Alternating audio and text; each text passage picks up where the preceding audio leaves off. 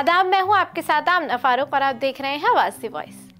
क्या आप जानते हैं कि सऊदी अरब की एक यूनिवर्सिटी ने आलमी सतह पर ऐसी पोजीशन हासिल कर ली है जो हर तालीमी इदारे का ख्वाब होता है। जी हाँ, हम बात कर रहे हैं किंग खालिद यूनिवर्सिटी की, जिसे टाइम्स हायर एजुकेशन 2025 की आलमी रैंकिंग में दुनिया की टॉप 50 यूनिवर्सिटियों में शामिल किया गया है।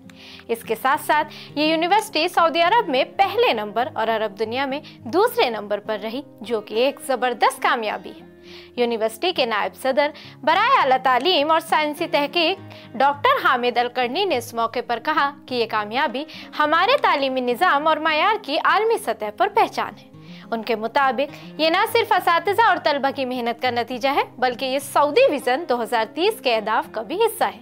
विज़न 2030 का मकसद सऊदी अरब को न सिर्फ इक्तिसादी तौर पर मजबूत बनाना है, बल्कि उसे तालीमी लिहाज से भी आलमी रहनुमा बनाना है। अब सवाल ये पैदा होता है कि ऐसी रैंकिंग्स कैसे तय होती हैं।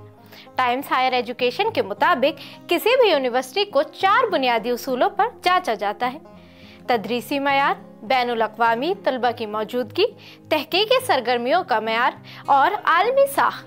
इन चारों पहलुओं पर किंग खालिद यूनिवर्सिटी ने गैर मामूली कारकर्दगी दिखाई, जिसके बाइस ये आलमी फहरिस्त में शामिल हुई। यूनिवर्सिटी के बैनुल अक़वामी रैंकिंग यूनिट के निगरान डॉक्टर मोहम्मद अल कहतानी के मुताबिक ये कामयाबी महज आदाद और शुमार की बात नहीं, बल्कि एक सफ़र है, तरक्की, लगन और विजन का सफ़र। उनका कहना था कि हमें खुशी है कि दुनिया हमारे इदारों को तस्लीम कर रही है। ये कामयाबी सिर्फ किंग खालिद यूनिवर्सिटी ही की नहीं, बल्कि पूरी मुमकिनत की है। ये एक पैगाम है कि सऊदी अरब तालीमी मैदान में भी अब किसी से पीछे नहीं।